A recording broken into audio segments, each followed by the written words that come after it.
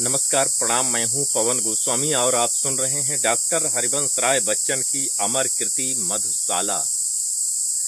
यम आएगा साकी बनकर, साथ लिए काली हाला, पी न होश में फिर आएगा, सुरा बेसुध यह मतवाला।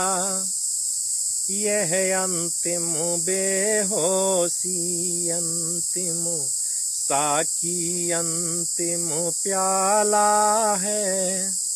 पथिक प्यार से पीना इसको, फिर न मिलेगी मधुशाला। पथिक प्यार से पीना इसको, फिर न मिलेगी मधुशाला। ढलक रही है तन के घट से, संगिनी जब जीवन हाला। पत्र गरल काले जब अंतिम, साकी है आने वाला। हाथ स्पर्श भूले प्याले का, स्वाद सुराज भ्या भूले। कानों में तुम कहती रहना, मधु का प्याला मधुशाला। कानों में तुम कहती रहना, मधु का प्याला मधुशाला। मेरे अधरों पर हो अंतिम, वस्तु न तुलसी दल प्याला। मेरी जिह्वा पर हो अंतिम, वस्तु न गंगा जल हाला। मेरे सौ के पीछे चलने वालों याद इसे रखना। राम नाम है सत्य न कहना, कहना सच्ची मधुशाला।